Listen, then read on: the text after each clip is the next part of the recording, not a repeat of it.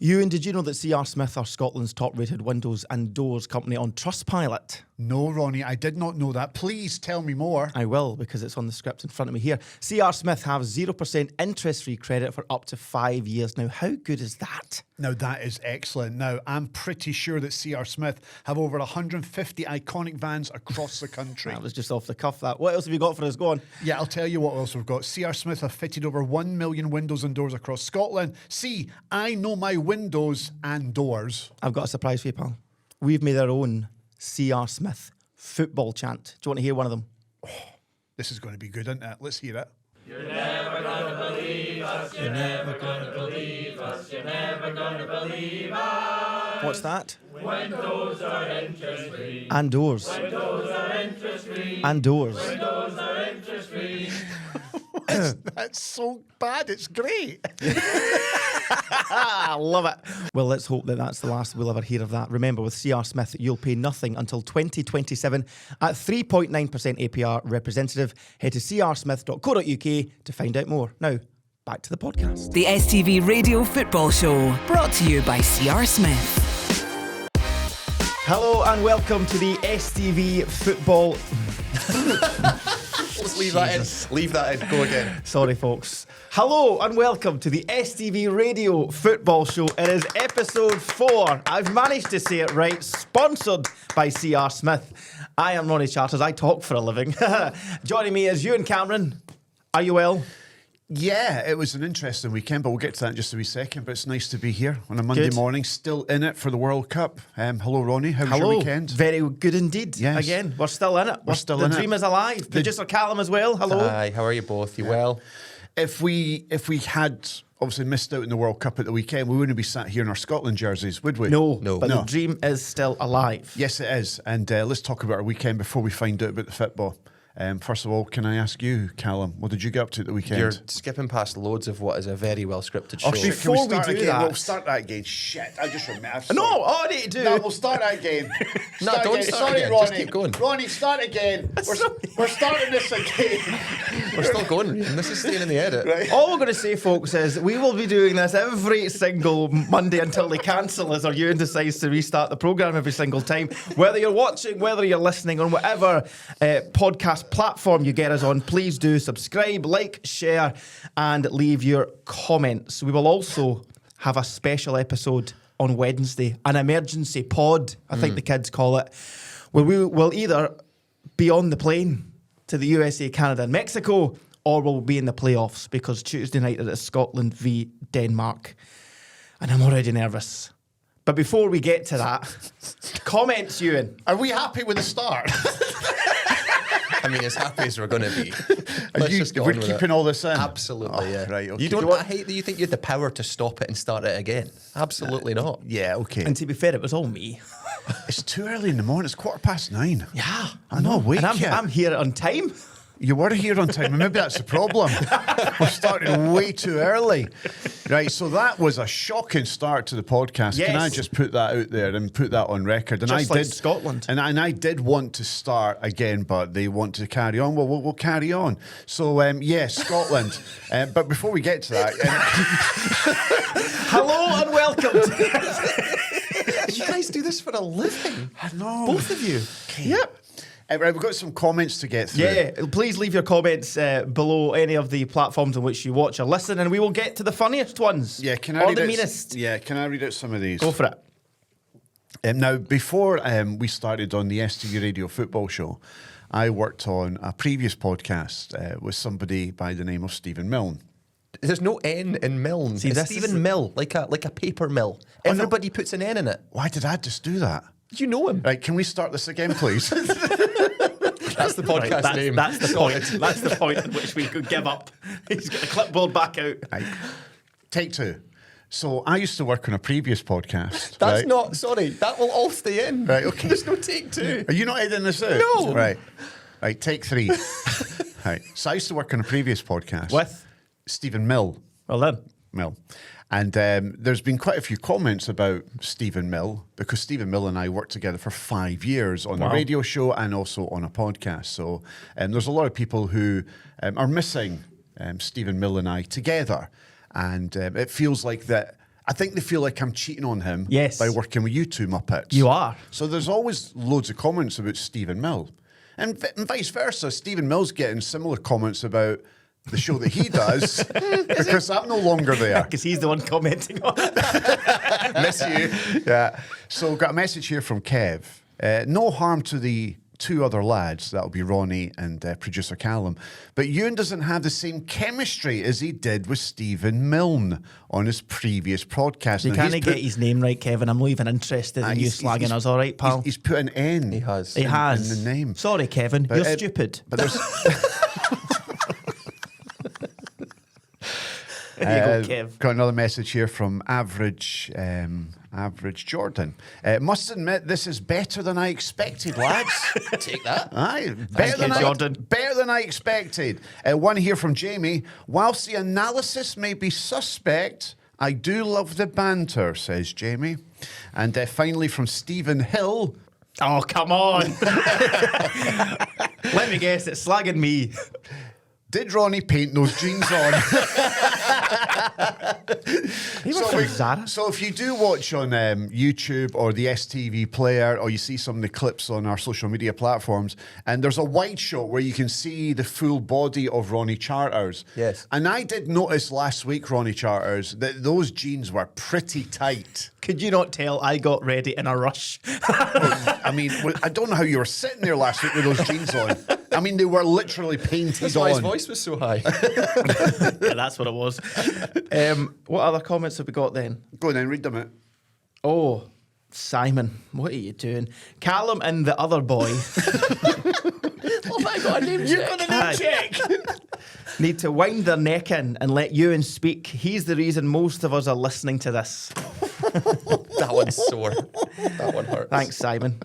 Love Come Simon. and watch the other one. And do you know what? Simon's actually got a really good point because I mean, I'm obviously the legend and the icon here. I mean, I've been doing this for 25 years. I mean, what have you been doing for the last 25 years?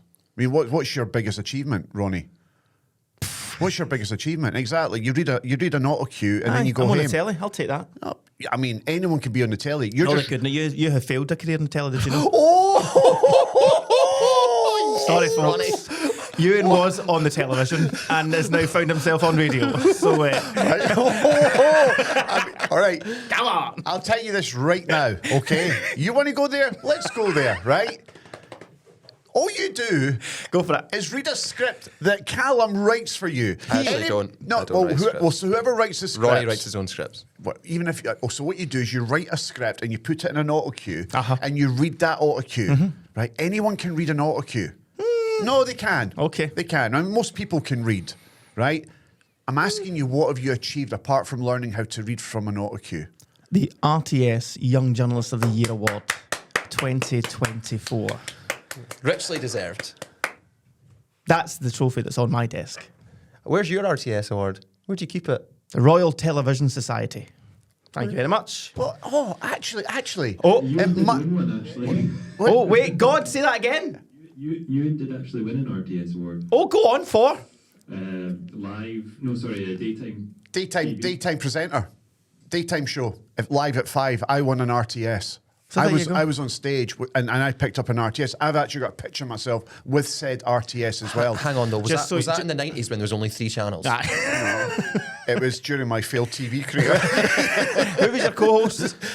Jennifer Reark. Jen did a lot of heavy lifting. Fair play to you. Well done. Jen won an award. Jen won the award. He went up there. The only other comment I wanted to add, because I think this is quite funny. My girlfriend was ripping the piss out of me for this last night. Callum, thinking he's a hard man, threatening to ram a mic down Ewan's throat. The testosterone levels are so low on this podcast. This podcast is on the verge of a cat fight. That's just what we just did, the cat fight. It's so true. He's right. So true. So how is Bonnie Blue? My girlfriend Cara as well. Do you know, very quickly, because I know we're going to get to our weekend, but I saw some of my mates in Dundee watching the football, went back to a pub in Dundee with Cara, and like 3 of them came up to me and went, mate, I was listening to the podcast, and they're really complimentary, really enjoy it, but I didn't want to say, but I did think she looked like Bonnie Blue. Thing, you're right. And it's now out there. Yeah. It's out there It's for out there. everyone to see and now comment on because Callum's girlfriend looks like Bonnie Blue. Love you, Cara. Love you too as well, Right, Cara. weekend. You had a very eventful weekend. I did have an eventful weekend. So It looked great. Aye, Saturday night was all about the football, which we'll get Correct. to very soon. I also spent a lot of time on Twitter talking about Stockport County and slagging off Jamie O'Hara, and we'll also get to that in the show a little later. But Sunday, which was yesterday, because this is a Monday morning when we're recording the podcast, I was at the wedding of a former Celtic player and someone that yourself, Callum, and also yourself, Ronnie, worked with at Clyde and Clyde Super Scoreboard, because it was the one and only Mark Wilson. Mark Wilson. I was at the wedding of Mark Wilson yesterday, who got married to the lovely Leanne, who works for Arnold Clark, and they've been together since, I think, 2021 or something, 5 years. No, 4 or 5. Yeah, something like that. So I was at the wedding at Citation in Glasgow. It's the first time I'd ever been to Citation. What a brilliant venue for a wedding. It's lovely. It was fantastic. So I was there. There was a lot of, what's his name? Jim Goodwin was there. I sat next to him at the wedding. Do you know, Stephen Milne, with an L or an N, texted me that saying I'm sat next to Jim Goodwin now, and I said, tell him I think he's stunning. He's actually, he is a good looking boy on the telly as Jim Goodwin. But see, in the flesh, he looks better. Oh, I didn't know where that was going. Right, No, okay. he actually looks better, and He would have looked good yesterday as well, dolled up for a wedding. Oh, but you had that, you know, that suit that you wear where it's not quite. It's the trousers are tight, but not that tight. A slim fit. A regular fit. Slim. What do you want? Yeah, slim fit. Right. It's not that I paid that much attention to the His trousers legs. of Jim Goodwin, but I was sat next to him as the wedding was happening, and I don't want to slag Jim off, right? But I hate people that do this. See, when you're sat like in an aeroplane, or if you're sat in a bus, Yeah.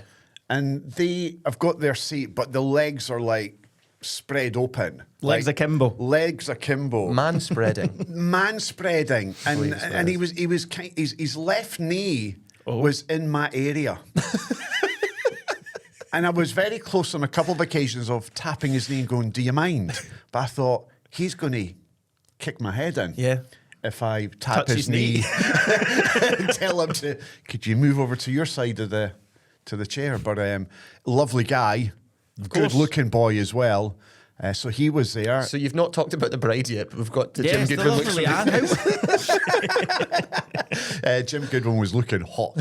Leanne, beautiful. absolutely Yeah, stunning. I mean, she was. I think I posted you a wee video. Did I not? You did. I You sent us a lovely wee video there with the confetti and the celebrations. Fantastic. Lovely bride. I've known Leanne for a number of years, and those two are perfect together. We've been out on so many nights out, Leanne, Mark and I.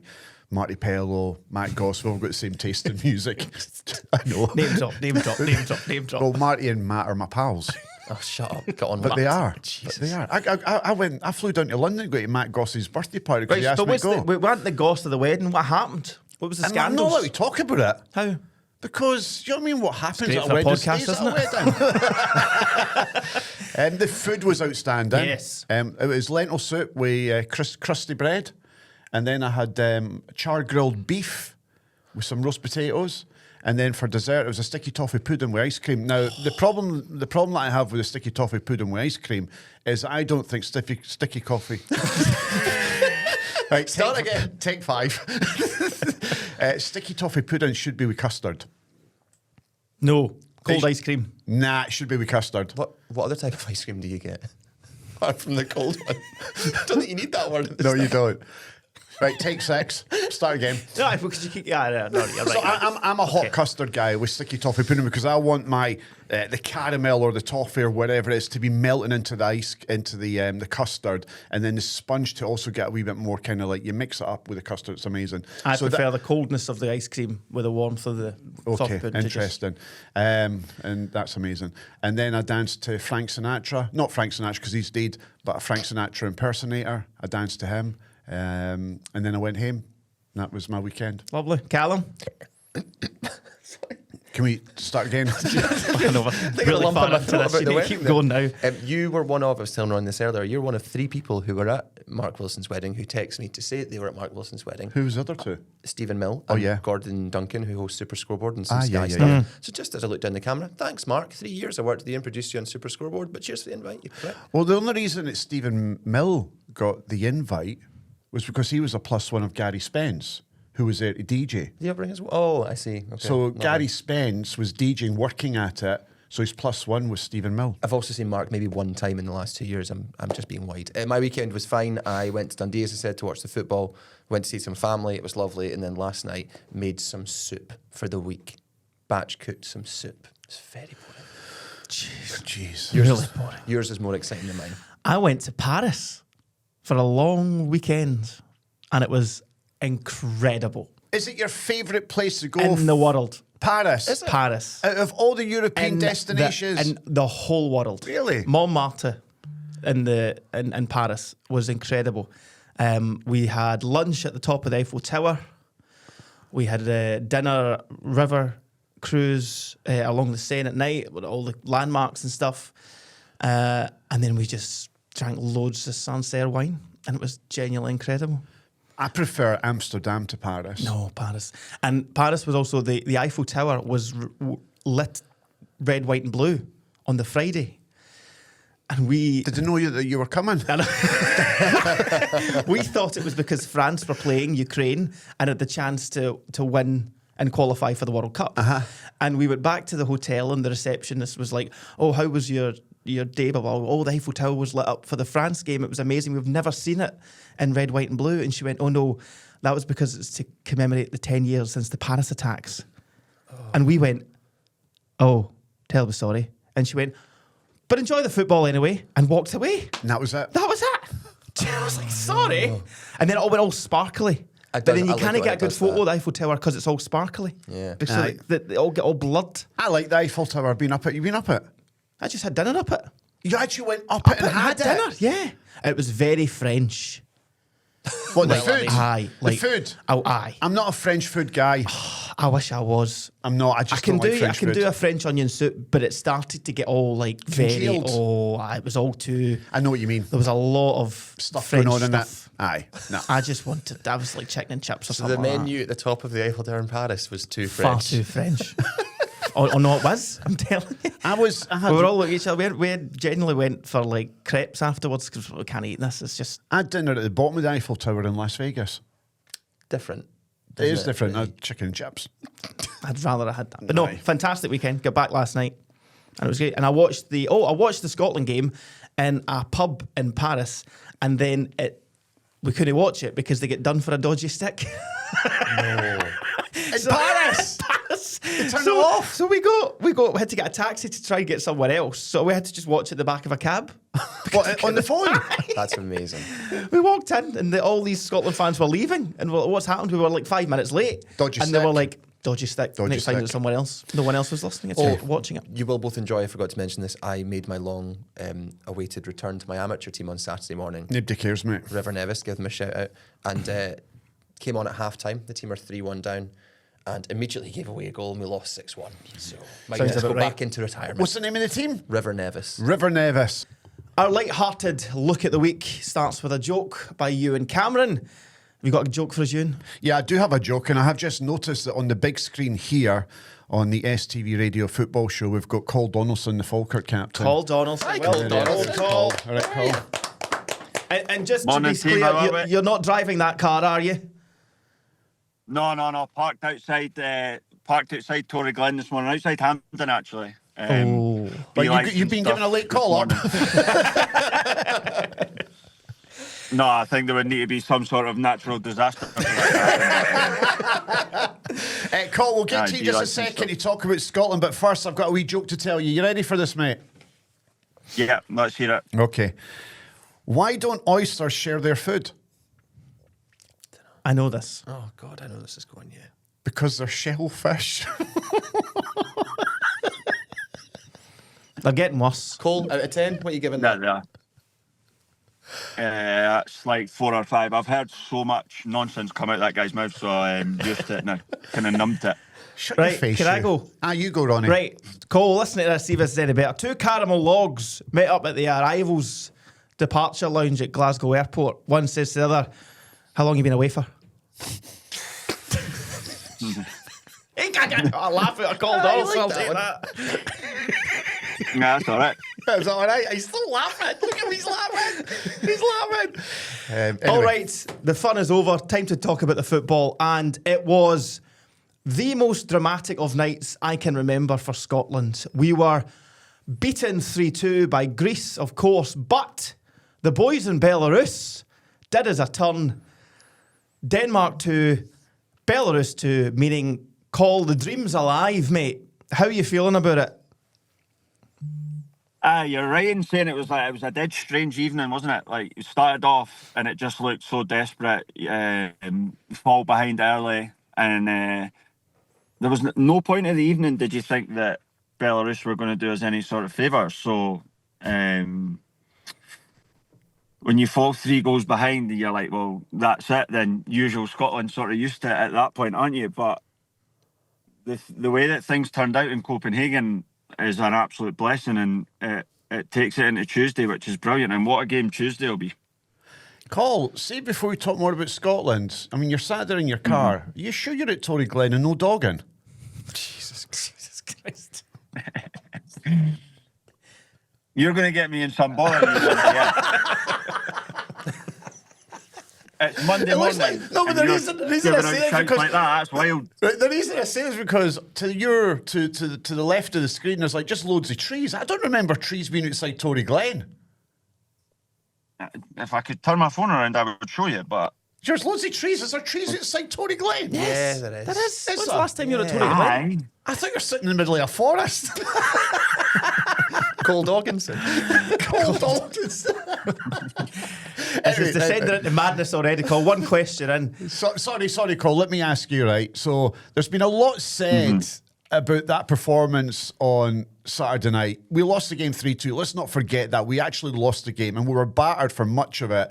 And Scotland were brilliant in that final 25, 30 minutes.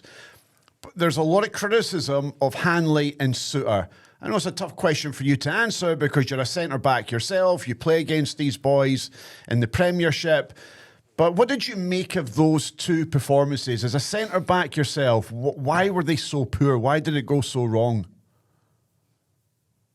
I think early on it was just one of those things. I think we've all had those games, some more than others. And sort of everything that could have gone wrong early doors went wrong. I thought Soapy and Grant Hanley's second half gave us a good base to play from. So from that point of view, you've got to sort of give them credit to have that sort of mental fortitude to start the game off in that manner and then sort of finish it in the way they did. So playing against good players, difficult customers, you know what I mean? It's that step up that you're probably not used to.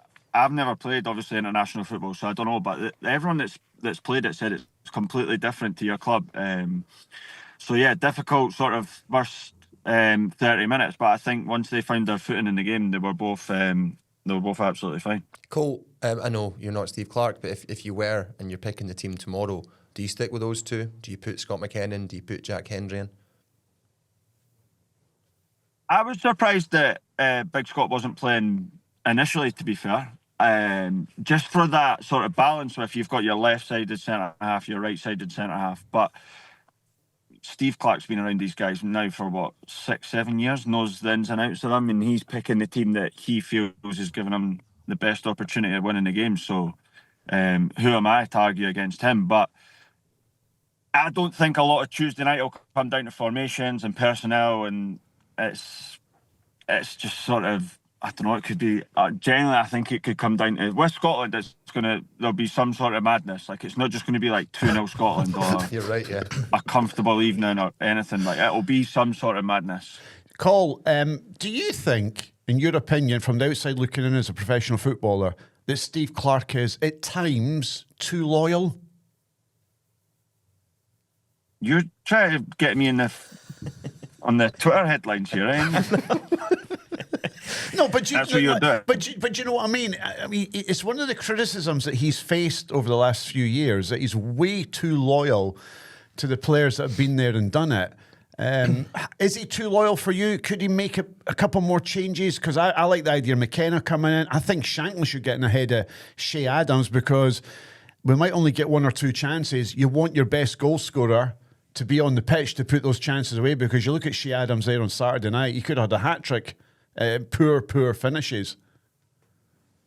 Yeah, I think it's really easy looking from the outside in that you do this and you do that. Like being in that sort of pressure environment that Steve Clarke is as the national team boss, like you're responsible for these decisions and you're responsible for the results. And we as sort of not neutrals, but as fans looking from the outside in, like we can go, I would play him or we'd play him, but like it's just not as easy as that. And like I said, I think he's been around that squad and similar squads now for 6-7 years. He's picking the team that he feels is going to get him the best result. He sees them training, sees the condition of the players, the sort of relationships that these players have throughout the pitch. So I think you would be mad to sort of argue with him. He's had really good results. I know at times his style of play has been questioned, but Coll. Football's a results business. Coll, as you said at the top of this interview, that there would need to be an absolute massive disaster or something to go horrifically wrong for you to get a call up. That's not happening, mate. So let's speak honestly here. Do you think Steve Clarke's the man for the job? Well, who would you have instead? There you go. Instead Great of just question, going, Coll. you'd get rid of him. Well, who would you have instead? I'm asking you, mate. You're here to be to be. You put the question out there. I put the question to him. Nah, don't be a He's shite put it bag. back You to answer you. it first. No, I put the question to him. He's a professional player. I'm asking him.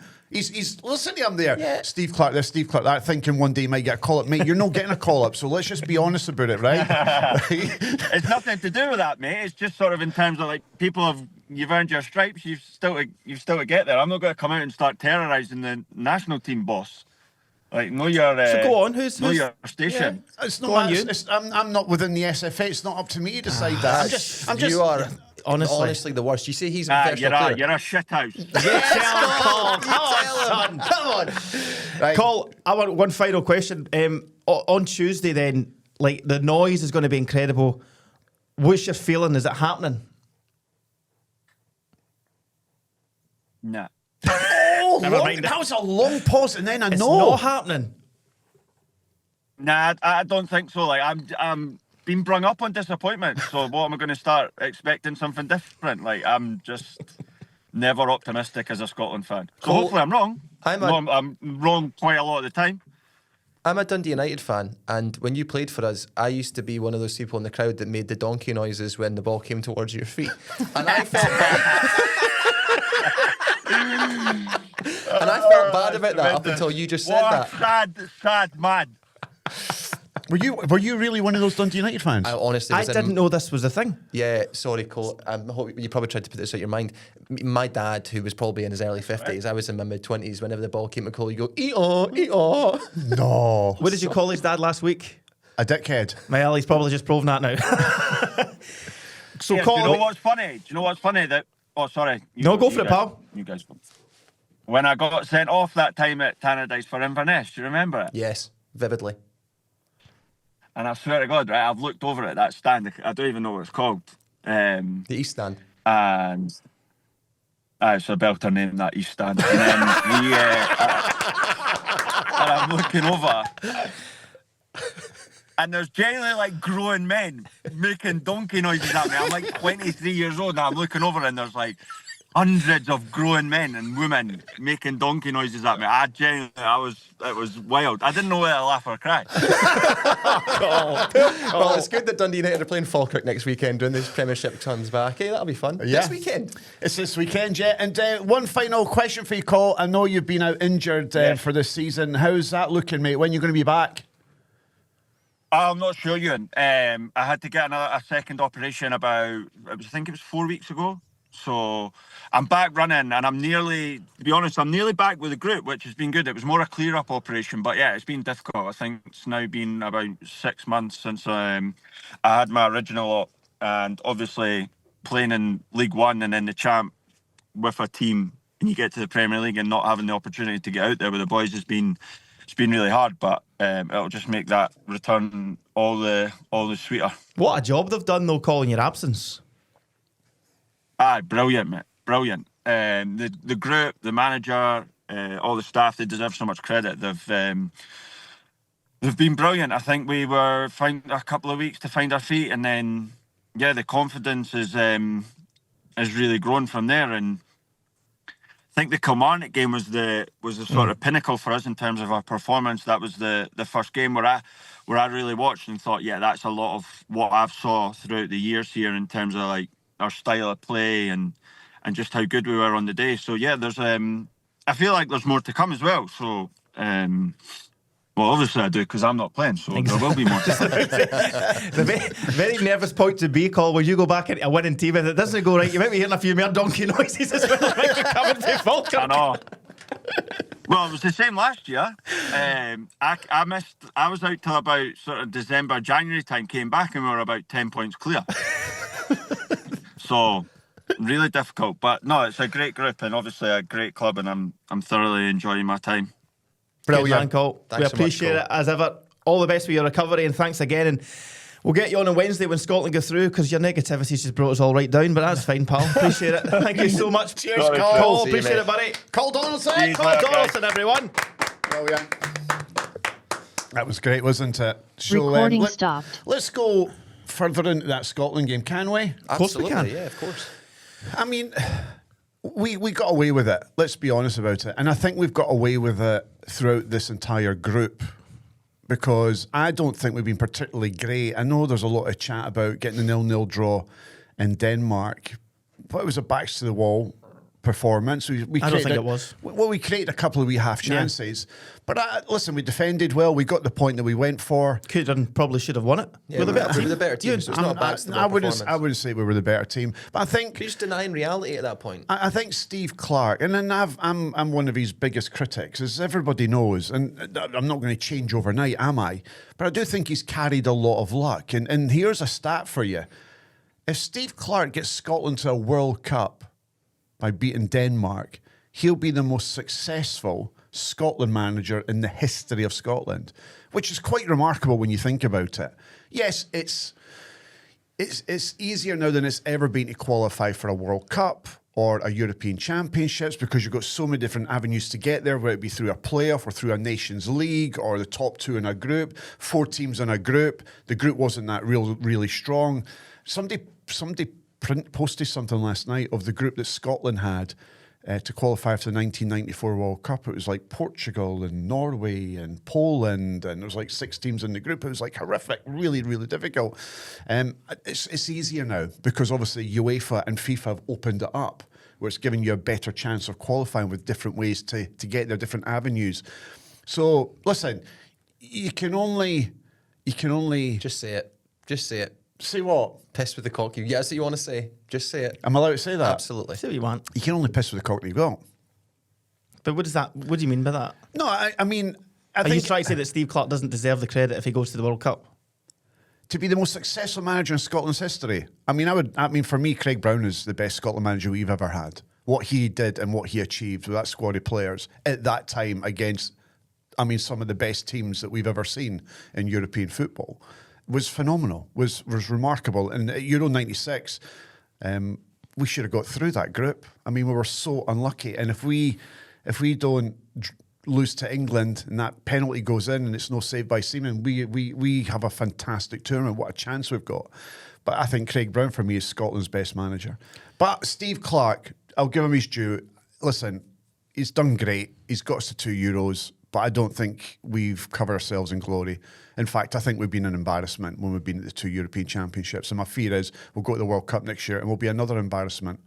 But do you know just what you get there, though? It's Like, not who about ca- just, but I don't want to just I know, get there, but I Ronnie. do. I've never experienced the World Cup before. I want to get there. But Ronnie, I had a lot of belief in that squad of players that he's got in Germany.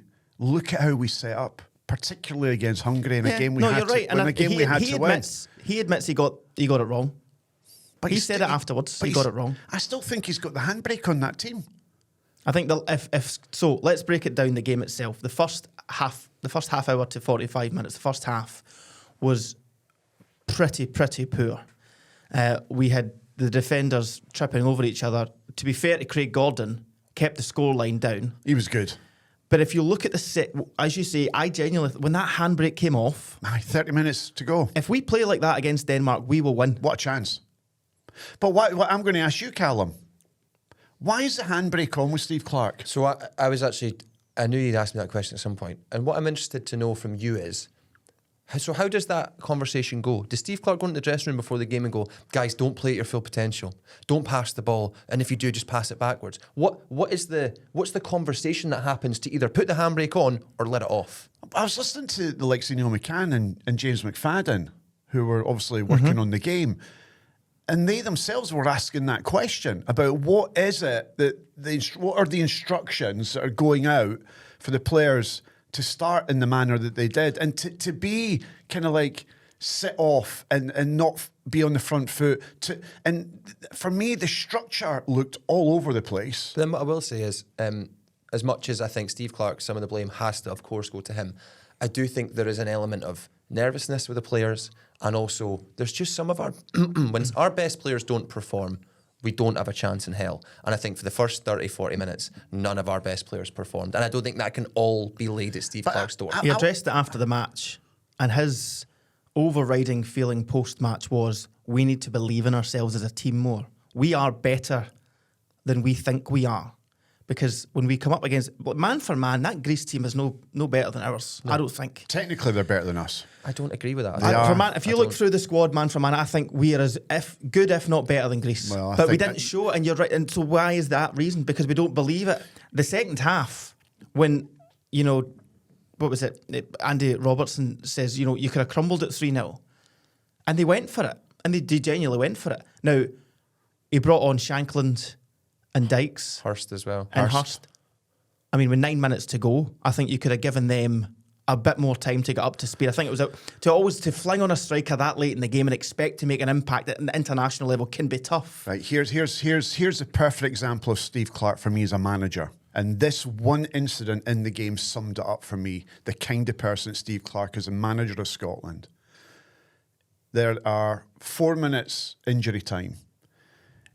In the 93rd minute, with 30 seconds to go before the end of injury time, Craig Gordon is running to get into the box, and Steve Clarke tells him to get back.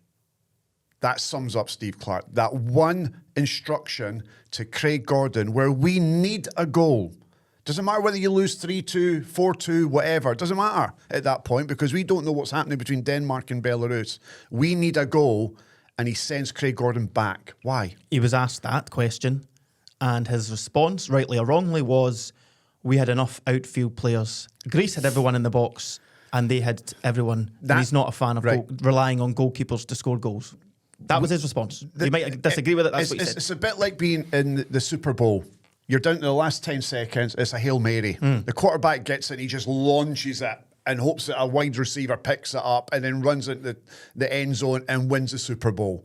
This was our Hail Mary moment. 30 seconds to go. We're out of the World Cup if Denmark beat Belarus. Our players don't know it. Craig Gordon knows the situation, is sprinting, gets to the 18-yard line, and then is told to get back. That, for me, sums up Steve Clarke and his management style for Scotland in the last 6 years. For what it's worth, I don't agree with your overarching point, but I do agree with that. I don't know why Craig Gordon's not given the opportunity. To move it on slightly, Tuesday, tomorrow as we record this, how are your feelings, both of you?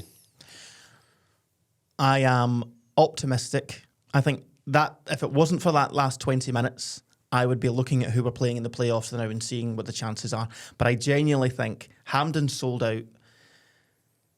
It depends on who he picks in his team. I don't even think it's that. I think it's, how did Denmark approach this game? Because their head must be all over the place after what happened against Belarus. Can I just say something, right? Denmark, I don't think are a great team. So we went to the parking. We played 4-4-2. We gave them hell. They pumped Belarus away, fine. They also pumped Greece 5-0. Yeah, but what I would say in that game, a bit like Greece against us, they had so many chances, Greece, to score in the first half. I think Denmark are a team to be got at. Would you go 4-4-2 tomorrow? That's the point. You took the words right out of my mouth. Steve Clarke said when we were away at the park and we went over and covered it, and he said, we identified very quickly that we can get in and over Denmark. And we did so well. We should have won that game in the parking. So Shea Adams by himself struggled. Right, so is it Dykes and Adams or Dykes and Shankland? Dykes and Adams. Oh, no, I'm sorry, yeah. Well, but I think it has to be two of them. Right. I think Shea Adams alone gets lost. I think when you saw Dykes come on, he fouled straight away, but he showed the defender he was there. And that's what you need. But if you're going to play a 4-4-2, which is very likely because it worked for us I think in it Denmark, does. I hope right? he does. I so hope he does. He has to play Shankland because a bit like that night in the parking with 2 really good chances, who do you want at the end of those chances? Do you want Adams or do you want Shankland? If he's playing off Dykes, who do you want on the end of those chances? I think you have to play Shankland. He's your natural goal scorer. I'm not just saying this to be controversial. I would play Christie beside Dykes because you've got enough midfielders to fill that 4-4-2. John McGinn on the left. You're like it's a Bendel false on the right. 9. Christie's a false No, 9. play him as a 2 next to him. Christie's got the running ability to run off Dykes, and I think actually Christie's a really natural finisher. Apart from when he takes a shot outside the box and it goes 40 yards up. Yeah. And in terms of centre halves, I would be playing Paul said McKenna. he was surprised He was McKenna didn't start. Yeah, playing and- for Dynamo Zagreb, doing well in Croatia.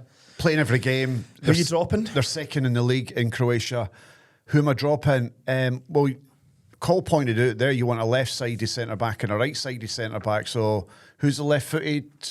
Who's the right-footed player? Is it Soppy? I think Soppy. Soppy. Thanks, Bill, aren't you, with your nicknames? I'm sure So, Suter's but right-footed. I think on ability more than anything else, who you drop?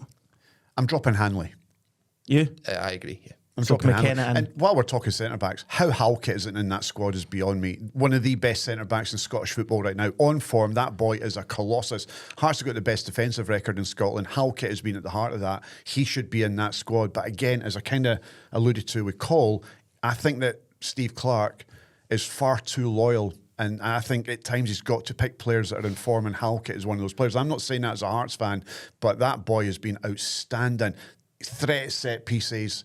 He wins every header in the box. His timing, his anticipation. He's got a wee bit of pace about him as well. He should be in that squad, if not starting. Do we make it? Go on, before we move on. I mean, I've always said that we don't make the World Cup. But I just wonder whether the luck is with us. It seems as if there is fate on our side. But added to the fact Denmark seem to be going through a sickness bug at the moment. Yeah, 2 of their best players are missing. They're talking that they could be back in time for the Tuesday We'll be game. speaking to them later on this afternoon. Are We'll you find speaking out. to them? Yeah. There's a third one with the sickness bug today as well. Is Third there? player. Do you know, there is that feeling. It just feels like it's written in the stars, doesn't it? I mean, Steve Clarke has carried quite a bit of luck throughout his management career at Scotland. Is that luck going to continue tomorrow night? I know Coll doesn't think it does. Do you know what? Put it this way. I'd probably bet on Scotland winning tomorrow night than not. But I think it's close. I think it's good. And I think Coll is also right. I think we're in for some absolute craziness. Something dramatic will happen at some point for either Denmark or for us. But I think it's going to be a tight game.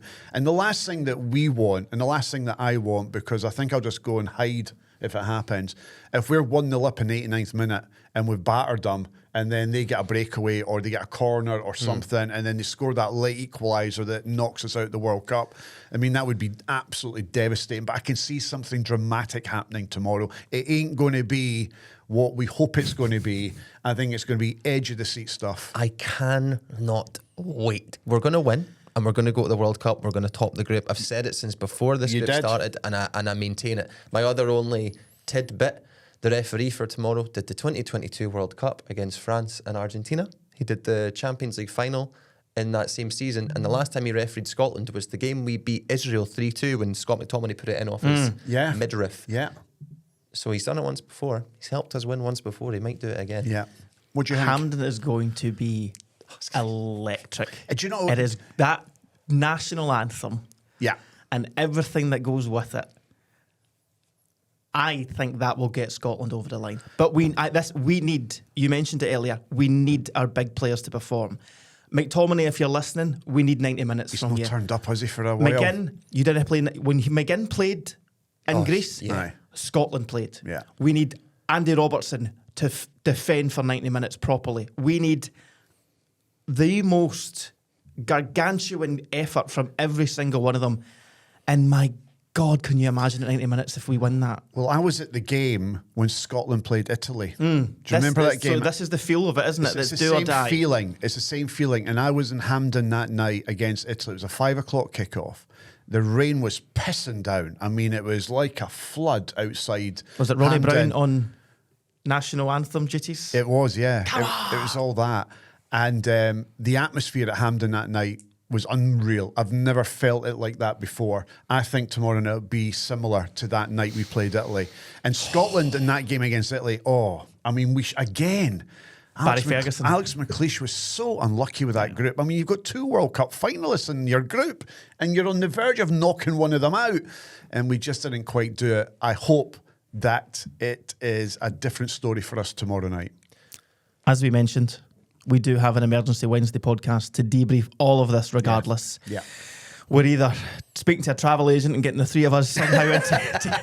Imagine if Scotland's headquarters were like in Miami or Cancun. No. See if Scotland qualify for the World Cup. We're straight into the office at STV on Wednesday morning going, right, book us our tickets. They're like, oh no! Battering down the door of the chief going, right, we're coming. We're coming. Yeah, we're all going. Daily podcast recording in Guadalajara. Could you imagine? Amazing.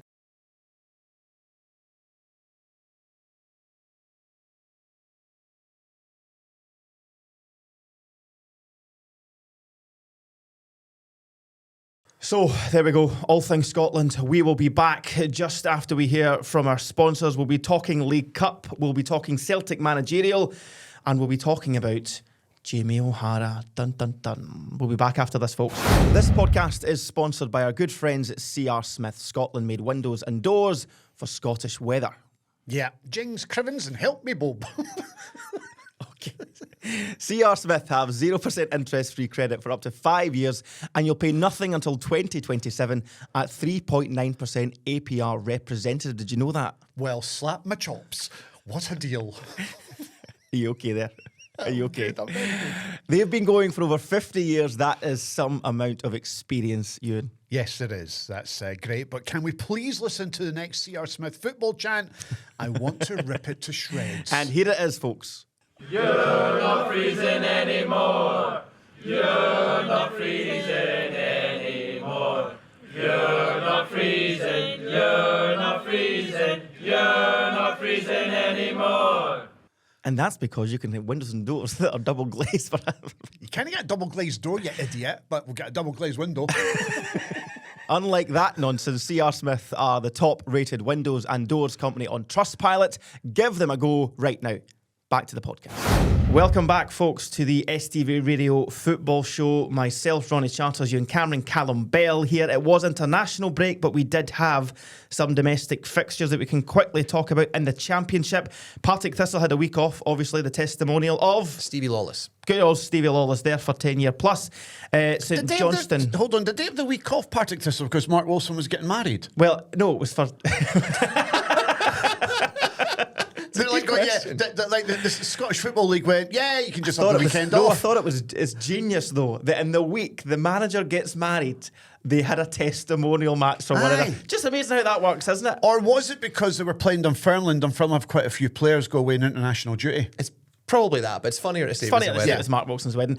So St Johnstone moved 6 clear, with one game in hand. A 4-3 win over Queen's Park. Ross County, again, they're in bother. A 3-0 defeat at home. Are Ross County going to do that thing where you go from Premiership to Championship to League One in consecutive seasons? Down, down, deeper and down. Down, down, deeper and... That's a good song, that. It's a very good song. Because they're Dronians with a fantastic 3-0 win over Wraith. So that cuts the gap to 1 point at the bottom. I thought Airdrie were really unlucky against Partick Thistle. Yeah, Partick Thistle got away with ones we talked about last week, and that was obviously 1-1 with a late equaliser because the goalkeeper at Airdrie made a howler of a mistake. But you could see something in Airdrie last week that they were going to get a result at some point, and that was a really good win for them. And I tell you what, if they continue that form, I can see them climbing the table. Quick shout out to Arbroath as well, doing brilliantly in the league. A 1-1 draw away to Ayr United as well. Into League One, and it was a big win at the bottom for Cove, 2-1 win over Hamilton, who do not have their troubles to seek. We could do a whole podcast special on Hamilton themselves. At the top, though, it was Alloa, who are second, obviously. They weren't playing this weekend. No. Inverness. Stenhousemuir have been on a bit of a tricky run. No wins in 4 now. I drove past Stenhousemuir this morning. East Fife with a 1-0 win. What's that got to do Your with pal, anything? I mean, it's a fantastic league. You look between 1st and 6th. There are 6 points separating Inverness in top and Peterhead in 6th. Fantastic league. Your pal Gary Naismith. Aye. But yeah, as I said, I drove past Stenhousemuir this morning. Fantastic. No, we heard you the first time. But no, we just glazed over it. Of course. Well, Have you ever driven through Stenhousemuir? I've covered, in my early days, games, and I've been to Stenhousemuir. You've been to Stenhousemuir. Have you ever driven through I've Stenhousemuir? never been to Oakville in my life. I mean, you put your foot down. Yeah. You lock the doors the way past. Sorry, Gary, we'll get you on one week, but it's not going to be this week. And in League 2, the title race that just keeps on giving, Spartans, since you've backed them. I know. I'm really sorry, Spartans. I think I've ruined it for them. 1-1 with Clyde and Uncle Mick's East Kilbride, 3-1 winners over Stranraer. So the gap is just 2 points in League 2. Ronnie and I say that East Kilbride are going to win the league. You think it's going to be Spartans. I think Ronnie and I will be correct on that one. Yes, indeed. And the other big news of the week, of course, is the brewing ticket. Is it a fiasco? Are we into the stage of calling it a fiasco? Storm. Ticket storm of the League Cup final between St Mirren and Celtic on December the 14th. St Mirren have been given an initial allocation of just over 9,000. And the club have, I mean, maybe, is it right to say an unorthodox way of selling these tickets? I will tell you what it is. Let's just see what it is first. Irresponsible. St Mirren fans, season ticket holders, are allowed to buy up to 20 tickets. Irresponsible. For the match. For me, that is irresponsible. I think it's an absolute joke that fans of St Mirren can buy 20 tickets. Now, I'm not suggesting for a second that every St Mirren fan that buys 20 tickets are going to do this, but going to do what? Don't be surprised if there's a number of Celtic fans in the St Mirren end in the League Cup final because of the policy that they have implemented in allowing fans to buy 20 tickets each. And see if there are any Celtic fans in the away end, which I do expect. I think it's a given. And even if there's just one incident, just even one incident of somebody getting huckled out, there's a wee fight or whatever that goes on, I hope it doesn't happen, but if it does, that is the problem St Mirren's going to do with the Celtic. You're so wrong. You couldn't be more... I feel so passionately about this. You're so wrong. You couldn't be more wrong with that statement. Well, then you're not a football fan. What are you talking about? I am telling you right now, if somebody said to me, there's a cup final ticket for you, you can't get in the home end, but I'll give you a ticket to sit beside me in the Celtic end, I'm sitting in the Celtic end. Which is then you're in the wrong then. Ultimately, you're in the wrong. You're at fault for being in the wrong end of a football ground. It's not St Mirren's fault. But what's happening here is that St Mirren are possibly encouraging that to happen. St Mirren are encouraging their fans to buy tickets. Well, St Mirren are also worried about this because St Mirren have released a statement. Yes, they've dealt with it. No, they haven't dealt with it. By putting an email out, it's already done. It's done. The genie could be out the ball. Fans could have already bought these tickets. And why do we not just go to a point? We had this, not even a solution, it's how it works. You're right in terms of how many tickets should St Mirren get against the Celtic and the Rangers of this world. 50-50 split, of course. But if you're not confident of selling all your tickets, you get 9,500, which is their allocation. You get a deadline. But Ronnie, sorry to interrupt you, mate. I wouldn't even give them the 9,500 to begin with. What did they sell for the semi-final? You start there as a basis. Yes. Right? So whatever they sold in the semi-final against Motherwell, if you sell that, we'll give you another 2,000. That's how it works. If you sell that 2,000 and you want more, we'll give you another 1,000, etc. And you build it and you've got an X date to sell X, Y, Z tickets. And if you don't, they go to Celtic. That's the way to do it. You don't just suddenly go, there's 9,500 tickets. St Mirren clearly know that they're going to struggle to sell that. Well, I'll tell you what we'll do. We'll just give every St Mirren fan the chance to buy 20 tickets. It's irresponsible. They've also put an email out to those fans because they're clearly worried. Yeah, they are worried. You can see that they're worried. Why did they not just do that, though? So it's supply and demand, yeah? You both agree it's supply and demand. So how many tickets did St Mirren sell for their final in 2013 when they won the League Cup? I'm sure you're going to tell us. It's supply and demand, isn't it? So they sold 17,000 tickets for that game. So why on earth should they not be given the opportunity to sell 17,000 tickets again? We're not saying that, Callum.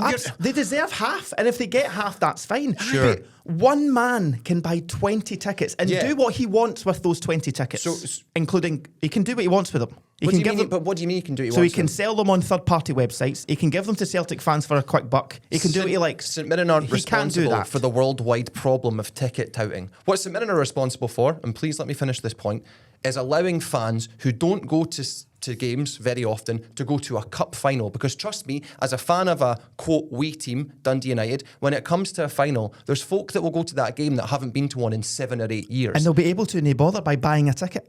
But I completely disagree. Why? Because St Mirren should be able to allow fans who have cousins, But they are. brothers, They can. aunties, Oh my God. uncles, let me finish, sit in the same section they're in. That's why it's 20 tickets per person. Because you can buy tickets sitting next to the people that you want to watch the But game then with. just buy the ticket in the area that you know You your pal's want going to to be sit in. in. But why should St Mirren have to change what they do because fans are going have to you- break I the Mirren have rules? never done this. Have you ever heard this before? I'm going to ask you the question. In on. the history of cup finals, have you ever known of a time where a club has went, each fan can get 20 tickets? Go and name me one other club that's ever done that. No, and I don't have to, because Right, what St Mirren... so- because, no, you've asked me a question. What St Mirren do with their tickets is up to them. If fans are going to abuse that on the other side of the aisle, that's on them, that's not on St Mirren. It's not on the St Mirren fans who've sold the tickets away. It's on those St Mirren fans as well, of course it is. So it's not all over the other side of the aisle. It's both sides of the aisle. Fair. Yeah, Right. that's a fair point. What I would say is St Mirren can do whatever they want with the allocation of tickets. My only point is you're right, and do you know every St Mirren fan who wants to go to that game should deserve. I'm not Correct. a fan of this because Celtic are a bigger club. They get a bigger allocation. No, a cup final should be 50-50 in the middle. But do you not just think they have caused something out of nothing? Well, they really didn't need to open this avenue up, because if they'd have done it the normal way, a family of 4, a family of 8 could have got seats together. Easy. They have opened the door and allowed I hope it doesn't happen at all, but they have given the opportunity to a very small minority of people to possibly ruin this fixture. Just the slightest minority of people have the opportunity to cause havoc. There will be a concern, and there is, because they've obviously had to release a statement. Yeah. So the club's worried too. Can I ask you, Callum? Are you being Jamie O'Hara here? No. Are you saying this just for the sake of saying it? No, I Do you genuinely believe this? Now, also, You've I asked think me the question 4 times, will you let me answer right. it? And I think you do believe it because you're putting this pish out on our WhatsApp group, and Ronnie and I were slapping you down every time that you spoke on the WhatsApp group, and you're making the same mistake today. It's normally me that sounds like an absolute tube on here with least you some of can the admit things that. I That's say. positive. Well, no, sometimes you do say things that are stupid and daft, and you look back and you think, maybe I could have addressed that differently or said it differently. But you today, my friend, are an absolute tube when it comes to this actual debate, because Ronnie and I have put forward what should have happened and what would have been the sensible thing to do in regards to given what St Mirren sold at the semi-final, and if they sell it out quickly, okay, here's another 3,000. Oh, brilliant, sold them out, right, here's another couple of thousand. That was the way to do it, the sensible way to do it. Not to go, here's 9,500 tickets, right, you lot, 20 tickets per person. That's a joke. I'm genuinely intrigued to how the wider fan group, wider football fan feels about this, because They all think it's a joke. Do they? Every single fan group, whether it be Hearts. I know that's a sweeping statement, but But if you go onto Twitter and you go like under the St Mirren Twitter when they're like selling the tickets, every fan of any other side in Scotland are going, this is an absolute joke and a disaster waiting to happen. But here's my problem with it. Fair enough if you don't think that scheme that they've done for the first time Do you agree works. with that scheme? I don't think it's... Do you agree with the 20 ticket per person scheme? Yes. And I'll tell you why. Christ. If you let me finish, I'll tell you why. Because I think ultimately St Mirren can do what they want with the tickets that they have. Okay. I think... Nobody said that's not the case. We're saying, is that the right way to do Well, it? I guess time will tell. Because it's the first time we've seen it. True. So it might be a disaster and I'll look like an idiot. It's happened many times before. And listen, I hope you are right and we are wrong. I hope because I'm wrong.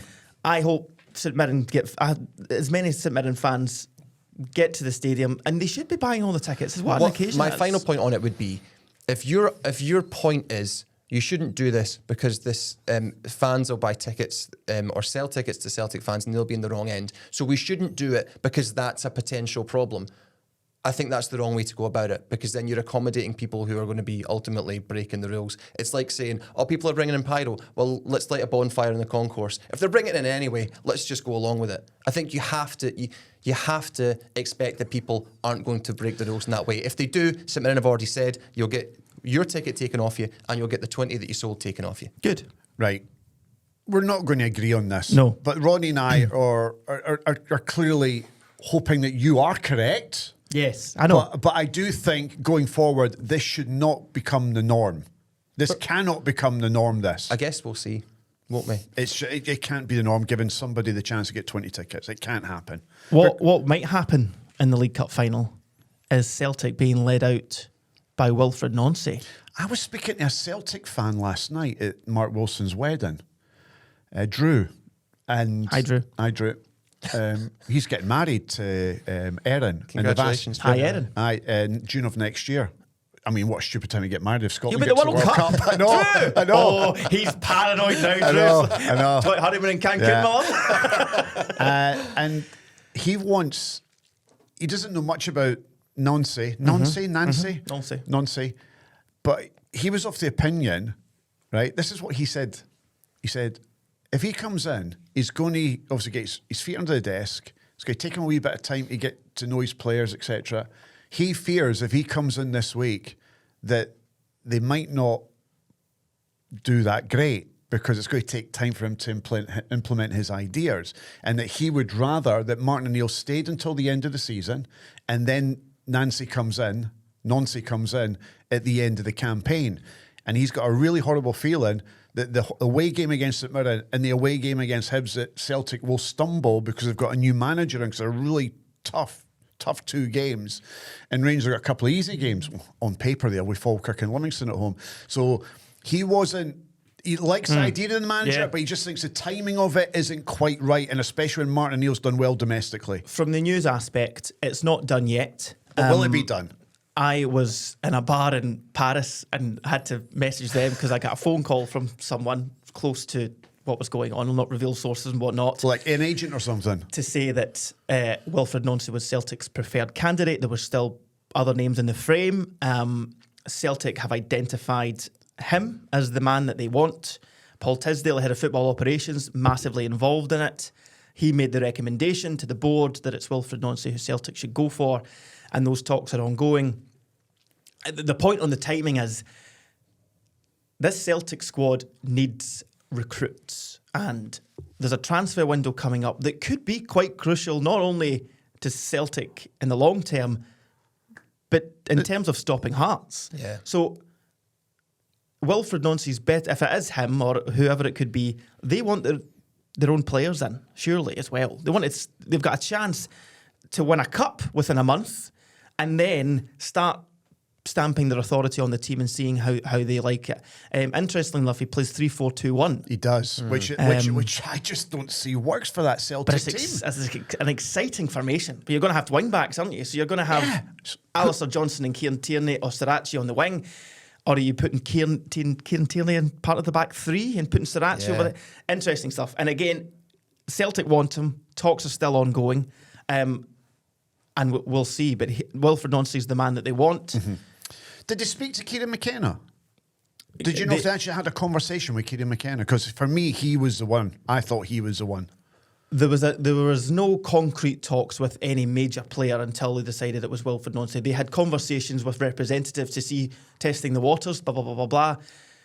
But they were all at an arm's length until it was Nancy who... They didn't have an actual face-to-face meeting with Kieran McKenna, for Not example. as I understand it, no. Right. So but what they did was they did their research, they did their little wee... They were down in London speaking to reps and all that kind of thing, and then ultimately Dermot Paul Desmond... Paul Tisdale recommended to the big man upstairs, Nancy's your man. Nancy's your man. Not God. Sorry, God, not you. No, not you. No. God's a big Rangers fan. No. He's a big Rangers fan. Can I ask which you is to- why the Rangers top is always behind me. No, that's because you're also a Rangers fan. Can I ask a 2-year question, Ronnie? You'll probably have a better idea than you know this, but is it a bad time to be the new Celtic manager? That's a good question. Thank you. I don't know. Celtic fans will say that there's a chance it could go wrong, as Drew was mentioning. You know what you're getting with Martin O'Neill? Martin O'Neill, I think, will win you the League Cup. And he'll do well in the league. Martin O'Neill will win you the league. Wilfred Nancy is an unknown quantity in terms of Scottish football and how he would fit. The caveat being, the big Australian in the room is that Ange Postecoglou was the same. Ange Postecoglou had managed at World Cups and had won trophies in many different leagues. So when he came to Scotland, wrongly in my opinion, he was already questioned. I remember his first press conference there was a question put to him about managing at this level, and he took umbrage, and rightly so. The man's been at a World Cup. I think it did take him 8 games to find his feet. Correct. And when he found it, he flew. But that was at the start. That was at the start of the campaign where you've got enough time to change that and change your fortunes. Nancy ain't going to have that. You can't go 8 games before it starts motoring because then you've got Rangers who might overtake you, and you've got Hearts who could possibly extend their lead over you. So he doesn't have that period of time to bed in. He's going to have to hit the ground running. But I would go one further and say you have a boardroom that seems like it's in disarray. You have an owner who just eviscerated the last manager and a fan base who don't come to games that are out with their season ticket and don't want to buy merchandise. It doesn't feel like a great time to be coming into that club. Someone has to do it, I get that, but it's not the greatest platform. No, but it's also a very difficult club to turn down. If you're offered the gig at Celtic, you don't turn Celtic. You don't down turn like Celtic that. down. Wilfred no. Nancy doesn't. What a chance to go and manage in European football. Correct. You saw what Ange Postecoglou did. He went on to bigger things in terms of Spurs and Celtic and Rangers a stepping stone to the big time. Whether it be Spain, Germany, but by or goodness, England. when they're here, if they're no up to it, they will be found out. 100%. As Russell Martin knows, to his 100%. detriment. It's every managerial appointment for the old firm is a gamble. Rangers had to do it because things were going badly wrong, and they've gambled on Danny Rule. It looks to be going along all right so far, and you know they've steadied the ship. I know that Celtic will be anxious as to how this goes, but you have to appoint someone. I think they need a manager to come in, to give them a transfer window, to get the ball rolling. The temptation is to stick with Martin. I know your point. But then who does Martin O'Neill sign in January when he knows he's leaving in the summer?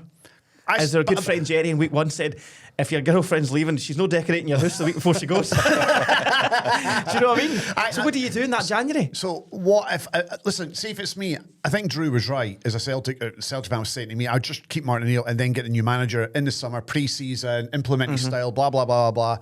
And let's be honest about it. This current Celtic squad, even for me, still wins this league. Yeah. Right? For me. And what you probably do in January is you maybe sign a striker, which I think Celtic do need. And that's enough for me. But what type of striker? But maybe because you know Nancy's your man, is it that he is the one that's identifying that player and he's in the wings to replace Martin O'Neill at the end of the season. But then that's you're signing a striker for Nancy's style, not Martin O'Neill's style of play, which would obviously be different. But look, can you outlay another 5-6 million on a striker like that when he's not going to fit into the style until the summer? Celtic are going to be crashing out of Europe. I don't see them qualifying for Europe, right, in regards to the knockout stages. So it's only the league they've got to worry about. And I still believe that Celtic squad right now is good enough to go and win this league, even without a new striker, even without new signings in January. And I think that Rangers will get better. I think they do have a decent enough squad. So I think we're in for an absolutely fascinating and an exciting Premiership season with Hearts, Celtic and Rangers. And I'll tell you this right now, do not rule out Hibs. Don't rule out Hibs to be there or there's about in regards to causing a shock here, left, right and centre, and also possibly closing the gap as well on Hearts, Celtic and Rangers. I think Hibs are up there. So I think we're in for a wee Premiership title race that we've not seen for a long time. It's exciting times. It is exciting times. Right, so that's Martin O'Neill. That's Celtic. That's the domestic stuff done. We've got the big international game tomorrow against Denmark. Right, we've got something else to do here right now, which I'm really looking forward to because I hate the man with a passion. Well, let's discuss the other big talking point of the week. Mr. Jamie O'Hara causing a bit of a stir online, to say the least. On with a Celtic podcast on Sky Sports News, discussing Celtic's managerial hunt, and the conversation led to whether Celtic are a big club, blah, blah, blah, blah, blah. And he hits out with the phrase that he thinks Stockport County could win the Scottish Premiership this season. We are delighted to be joined by Russ from the Stockport County FC podcast, the Scarf Brega War. Let's go the meaning to that first. So, yeah, the Scarf Bagara War. So we had a manager in the late 80s, early 90s called Danny Bagara. First foreign manager to lead a English domestic club out at Wembley, as it goes, before all of your Klopps and your Mourinho's. So, yeah, Danny Bagara from Uruguay. So he's our sort of talisman from the late 80s. And Ewen, 1.5 million people have reacted to your tweet regarding this. Yeah, and take it away. It's no obviously disrespect to Stockport County of League One, but the fact that Jamie O'Hara had the cheek and the audacity to suggest that Stockport County would win the Scottish Premiership was an absolute joke. And I just want to ask you, Russ, Stockport County having a really good season in League One. I think, you're top 2 just now, Russ? Top? You're top just now. In your opinion, Russ, you clearly watch Stockport County way more than we do. I mean, I see the wee bits and pieces on ITV on a Saturday night. Would you win the Scottish Premiership? We've got 2 chances of winning the Scottish Premiership, Cat in L's and Fat. So no, we wouldn't win the Scottish Premier League. No. Russ, your thoughts, you must have, the Twitter of Stockport must have blew up over this last couple of days. What did you make of all this? To be honest with you, there's a few things really. I mean, I don't know why Sky, I don't know if this is right to say, but I don't know why Sky are going down this clickbaity sort of route with people like Jamie O'Hara. Probably more akin to TalkSport, I guess. I just think it's ridiculous. We're not going to win the Scottish Premier League. There's no way we're going to win it. It's a completely different game anyway. If you had to push me, I could probably tell you where I think we'd finish, but I just think it's a nonsense debate in the first place. Tell us. It's just proper clickbaity, innit? And Russ, answer the question. Where are you going to finish? Where are you finishing the Scottish Premiership? I like that. Well, I've loved Scottish football since I was a kid, and I played it for a lot on Football Manager and what have you. I think there's been a lot of decline recently. I will answer your question in a sec. I've been thinking about it over the weekend and chatting to the podcast lads. I think we'd probably finish middle of the lower end of the table because we are. You might think Stockport County is a small club. We're buying players for £1 million plus at the moment because we've had loads of investment. We are top of the League One. That's where we hope to end up, first or second, and get into the Championship. So I think we're probably going to be ahead of the likes of sort of St Mirren and Livingston. But beyond that, and to even compare us, to put us into the same bracket as Rangers and Celtic is just nigh on ridiculous. It really is. It's just stupid. I had a proper pop at Jamie O'Hara and also Sky Sports, who for me have become a parody of themselves. You've just said it yourself there. It's becoming a bit of a joke, Russ. And it would appear as though that is a uniform opinion across football media, and I'm talking about fan football media, that Sky Sports are becoming a bit of a joke. And it wasn't Sky Sports News I'm talking about here. And it wasn't just Paul John from A Celtic State of Mind that got a hard time. There's also a clip going around social media of a Middlesbrough fan who got equally as bad from Jamie O'Hara and that muppet of a presenter on Sky Sports News. Surely fan media have got to stop going on these programmes because they're just being used for clickbait, Russ. Would you go on if you were offered? Certainly go on, but I wouldn't be clickbaity. My podcast has been going 10 years. We're based on integrity, non-sensationalism. We don't use hyperbole or anything like that. We're very sort of keen on that. So it's just people who are desperate to keep themselves relevant and to be clickbaity. I'm really surprised Sky have gone down this route, to be honest, because I've always seen them as the almost like the not the voice, but the authority, if you like, of football. Certainly in England, maybe not in Scotland, but certainly in England. They may as well call it Sky Sports Football non-stop anyway, aren't they? Because it's all about the Big Six, which properly annoys me. And it annoys me that the Baller League was reported on ahead of us winning a game where we were the only game playing that day, which was a Monday night. The Baller League was first on their reports, which again is just a stupid influencer sort of thing. So it's just becoming, I think you're totally right, a parody of itself. It's just becoming ridiculous. Russ, you're allowed to say stop being a dickhead, so you can say that if you want. Go on, that's your clickbait headline. Well, exactly. Yeah, I'd just be a hypocrite if I said something like that, wouldn't I? Russ, we appreciate your time. Thank you so much for coming on the Scarf Brigada War. We'll listen in now. We want to shout out yours. Absolutely. Good man. Russ, and we'll speak to you the next time Jamie O'Hara opens his moronic mouth and tries to say something that makes it clickbaity. But thank you so much, Russ. We appreciate your time and all the best for the season ahead, my friend. Take care. Cheers. Cheers, Russ. Can I also just point out, in terms of the man that... Cheers to that, mate. Recording stopped. Jamie O'Hara, he's won F-all as a player. He's won one League Cup. Am I right in saying they've got that in front of you there? No. One League Cup. But it's okay though, folks, because in the season of 2009-2010, he was Portsmouth's Player of the Season.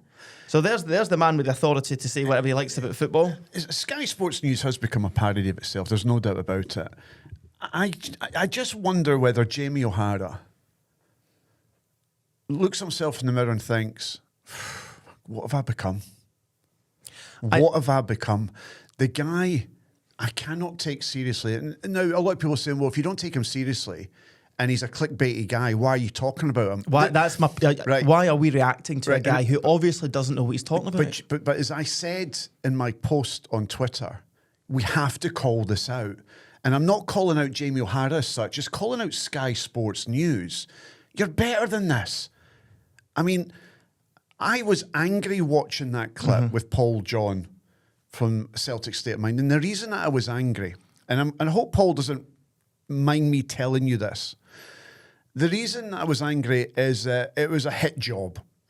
I was convinced watching it, that was a hit job. They planned that. They were bringing him on to rip the piss, to mock him, to mock Celtic, to mock the manager that might be turning up at Parkhead in the next few days, to mock our league. They had all the graphics and everything ready to go. And I thought Paul was sensational. I thought he was excellent the way that he held it together and he didn't bite and he made those two Muppets look like Muppets. And it needs calling out. Sky Sports News needs calling out for it. To not go down that particular path. And Paul told me something, because I'm pally with Paul, so I contacted Paul to say, look, mate, well done you. I thought you were outstanding. And just to give you a wee bit of an idea of what goes on, whether it be in the podcast world or a TV show or a radio show, is that if you're asked to do a segment within a show, a producer will call you, like producer Callum would call you and say, right, we're going to come to you in the next 5 minutes. So they'd set you up on the phone, or if you're in a podcast studio and there's a camera on you, say, oh, like, frame this up, do that, right, sit there, wait there, we'll come to you in a minute. So Paul was sat there waiting to come on. And while you're waiting to come on any TV show or podcast, you can hear everything that's going on. He could actually hear Jamie and the presenter ripping the piss, not realising that Paul's there. And we're laughing and giggling away about what they were going to be doing. And they were talking about the graphic they were going to show with Scotland being the 39th biggest league in the world, etc., etc. So Paul was waiting for it. Absolutely waiting for it, and made those two arseholes look like arseholes. And I want Sky Sports News to change the path that they're on right now, because they're doing themselves no favours by hiring the likes of Jamie O'Hara to come on what was a once respected Sky Sports News TV channel. I cannot watch that show anymore. It is an absolute joke of a programme, and Jamie O'Hara is dragging you down to the gutter level where you don't need to be. And that's all I've got to say on it. The guy is a dickhead and should be nowhere near Sky Sports News. Just two quick things here. So one, I think I've told you both this. I know someone that was a colleague of Jamie O'Hara's at Talksport. He would walk into the office and say outrageous things that he'd thought of on his route to work to see the reaction that it got. And he'd go with the one that got the most incredulous reaction. So it's not... You know, he knows what he's doing. The second point is, I told you the guys this last week as well. We tried to get Jamie O'Hara on Zoom. Not we that Russ tried wasn't to get great. him on the podcast, guys. We did try, aye. Here's the two responses we got. Hey, Callum. From who? This is from Eli, his head of operations at the talent management company he's with. Hey, Callum, thanks for sharing, and I'll speak to Jamie on this. Did you have a fee in mind? So I replied and said, actually, yeah, do you know what? He's a prick, but we'll pay the prick to come on to look like a prick.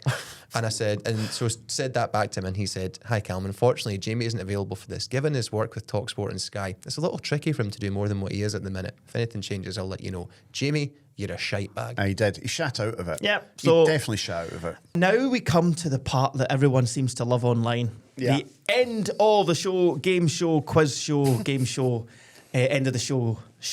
Hosted by Callum Bell. And Ewen, you've not won any, mate.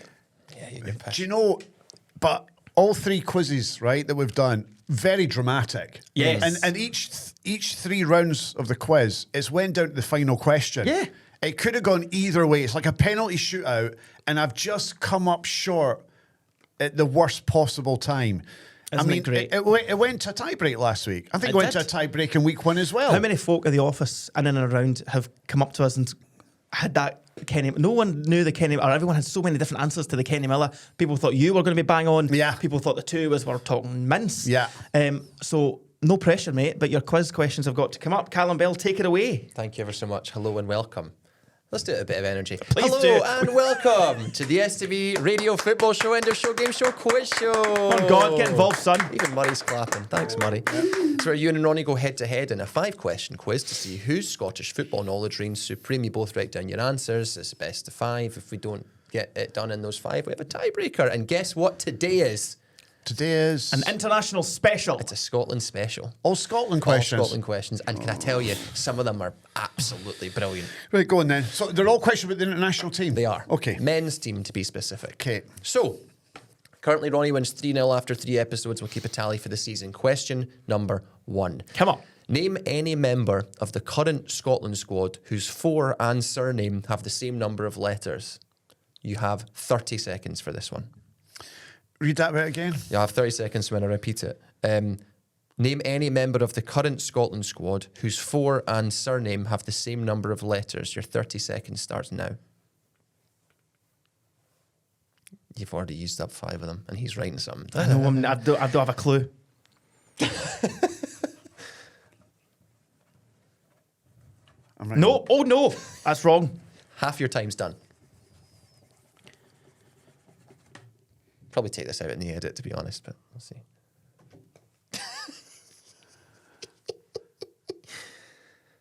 3, 2, 1. Pens down. What have you got? Pens down. What have you got?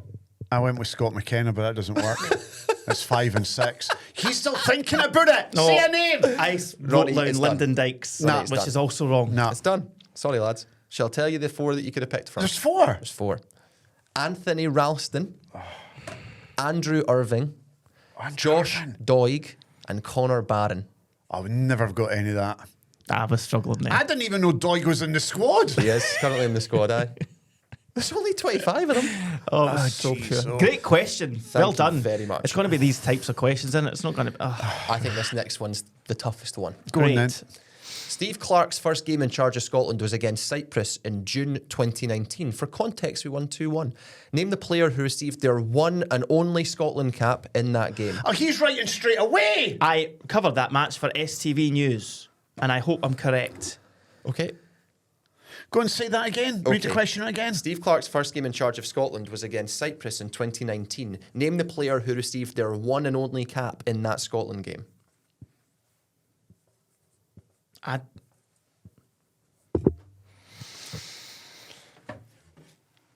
Only one. And Steve Clarke gave... Yeah. Is it...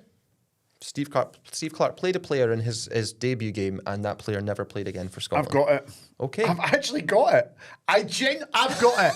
I've got it. We'll see. I've got it. We'll see. I've got it. Okay. I've got it. Look at the excitement on your face. I don't know where that came from.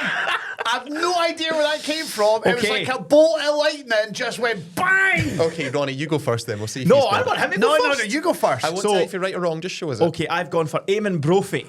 Unbelievably, I went for Eamon fucking Brophy. You're both right. Well done. Come on. Get in. Where did that come from? Because incredible. No, but how did that? I don't know where. I was like, going, who he could was at that Kelly be? with him, so he called him up because he knew about him at Kelly. And that was it. And I was thinking that was because it was a Kelly thing. Yeah, that was it. That's exactly what it was. That was really impressive. From Well both of done you. us, mate. Well done. So it's 1-1 after 2 questions. Stuart Finlay was in the squad but didn't play. He got his cap later on. Was Finlay in that squad? He was in the bench. I don't think he Again, got it was Kelly. But then again, Finlay should maybe be in the current Scotland squad because the way he started at Hearts. Right, let's rattle through this. Who wore number 9 for Scotland at the World Cup in France in 1998? The silence is deafening, folks. Apart from Ewan's whistly nose. My whistly nose. Your nose is whistling when you breathe out of it. Who wore number 9 for Scotland at the World Cup in France in 1998? Right, it's one of 3 players. See, I'm in trouble here because it's just not my generation. You still should know it. I know. I'm with him. Oh, I know. It's lazy. It's lazy journalism, not knowing all this. It is. Okay, I I'd don't like know you if he was. both to reveal the answers that you So have. the please. two that I've put on top are not my answer. Right, Okay. you can say them first. It's the answer in the middle that I've gone with. Okay, well, Okay. show us it. And what have you Let's gone see. for? So the two that I didn't, the two that I thought it could be, but I've went with Kevin Gallagher and Darren Jackson. I thought could be the number 9, but I went with Gordon Dury. Okay. I've gone Darren Jackson. So it's not Kevin Gallagher. Oh. It's also not Darren Jackson. Is it Gordon Dury? It's Gordon Dury. It's 2-1 you Oh, well done, Ewan. with 2 questions. 2 to go. So I need to get this. I can't afford to get this wrong. This question's a belter. What is this question number? 4. 4, and I'm what, 2-1 up? You're 2-1 up. Oh, I can win it here if he gets it wrong. I can be the winner right now. Think about it. Think about your answer to this question. Okay. And I'll explain it if you need more explanation. I don't need any explanations. I just know I can win this. Go. Since 2000, Scotland men's team have played 6 different countries 8 times. That's the most we've played any country. Name 8 any. times? 8 times since 2000. Name any of those countries that we've played 8 times. Any of them? Name any of the 6. I mean, the 8 times. I know. No, I know there is an obvious one, but Are you thinking like the same one as? Yes. Yeah.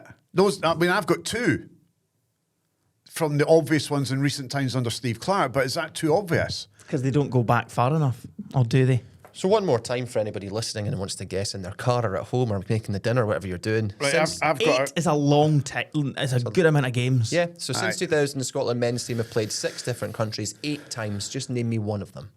I've picked one, but The score is currently 2-1 to Ewan. There's only 2 questions to go, including this one. So if Ewan gets it right and Ronnie gets it wrong, Ewan wins. okay. So Ronnie, why don't you reveal first? Yeah, you. Israel. Okay. Interesting. See, I was thinking that, but I thought, is that too obvious for Canada? I know. Because So we played them recently, but I don't know how. many times. I went with Cyprus. Okay. I went with Cyprus, and I know we've played Cyprus quite a bit. We were home and away the last time. We were in Larnaca. Okay. Would you like the 6 answers? Yes. Yeah. Norway, Denmark, Croatia, Czech Republic, Netherlands, and Lithuania. You're both wrong. I thought Lithuania. 7 times we've played Israel. It feels like 17, but it's only 7. So I was in the I was in Vilnius for the game where Jackie McNamara gave away Yes. the penalty and we lost 1-0 under was, Betty was there Votes. not a Hearts? Who was the Hearts player that dived at Hampden? oh yeah. Dived at Hampden. Yeah, Gave for the penalty for penalty. Lithuania, and he got dog's abuse when he went back to Tiny. He was a winger. I know Oh, exactly who you mean. Mikalunas. Mikalunas, that's who it was. Yeah. Dive for the penalty. That's right, that's Absolute right. Yeah. I don't diver. think you've actually got that name bang on the nose there. It's but I think- Mikalunas. Is it? Is Okay. it? Okay. So Right. it's 2-1. One final I need question. this to go to a tiebreaker. Oh, And the great thing questions, is- producer Callum. The thing though. is with this question as well, it's just a true or false. Oh, come on. This is even better. Ugh. So if we get the same answer, I'll win the quiz. I know. There's no point. There is. Right, go on. Go on. True Ruins it. or false? No player in the current Scotland squad scored on their international debut. Is that true or is that false? That's a great question. I mean, I have to be honest with you. Your questions today have been sensational. Thanks so much. I really appreciate you saying that. So true or false? No player in the current Scotland squad scored on their international debut. True or false? So if you're saying true, you believe no one has scored on their debut. If you're saying false, you believe they have. 2-1 Ronnie. Sorry, 2-1 Ewan. 2-1 Ewan. Comes down to this. To go to a tiebreaker. Go on. No, you go first. No, you go first. No, you go first because You're I'm in the 2-1 lead. up. I'm Exactly. 2-1 up. Ewan, reveal first, please. I went true. So See, you I've think got it's false. true. See, let's show. So You should. What? you've written both, Ronnie. No. That's not. No, I went false. You've went false because I've you're gone underlined. I'll false. give you that. I had false, So genuinely. you think someone in this current Scotland Has squad has scored. scored, Aye, and you think they haven't? No, I don't think they have. To win the quiz, is it true? The last person to score on their international debut for Scotland was Chris Boyd in 2006. no. Ewan wins 3-1. No. Can we get the Champions League music here, please? It's copyright. We can't do it. Chris Boyd, you're joking. Oh. Yes! Get in! Get it right. Oh, yeah! He's back. I'm back, baby. 3-1? 3-1. 3-1, get in. The comeback is on. Thank you very much for playing now. Good night, everybody. Producer Callum, thank you. That was a good quiz. That was a good quiz. questions. Really enjoyed that. I hope you enjoyed them at home, folks. Well, that is it. That is us for another episode. But we will be back on Wednesday. Hopefully reacting to a brilliant night for Scotland where we will book our place in the World Cup. Ewan, we're doing it, yes? Yes, we're Callum, doing it. we're doing it, Yes, yes. we are. The vibes are good here. Let's hope that's the case. We're sending our positivity to the Scotland team. And thank you all once again for watching or listening. Remember, leave us comments on YouTube or Spotify, whatever you want. Like the videos as well. Share them as well. Ewan, it's been a pleasure. Thank you. He wins the quiz. Callum, thanks for the fantastic questions. Thanks for your company, folks. And we will be back on Wednesday. Come on, Scotland. And we'll see you very soon. The STV Radio Football Show, brought to you by C.R. Smith. Ewan, unlike us, C.R. Smith are total professionals in their field. I take great offence at that, Ronnie, I must say. I'm a complete professional. Aye, sure. With C.R. Smith Windows and Doors, you pay nothing until 2027 at 3.9% APR representative. Did you know that? Well, they have those iconic Rangers and Celtic sponsor tops from the 80s and 90s. Mind them? They're literally right behind you. C.R. Smith are Scotland's top-rated windows and doors company on Trustpilot. I wonder how I'd rate on Trustpilot. Awful. One final football chant, and I'm told this one is actually quite good, unlike the other one. So let's hear the football chant now. Double glazing from C.R. Smith's amazing interest-free financial payments. They won't let you down. Well, It's the best one. It's the best one. It really is. well, remember, folks, C.R. Smith have 0% interest-free credit for up to 5 years. Check them out online for more information, and we will see you next week.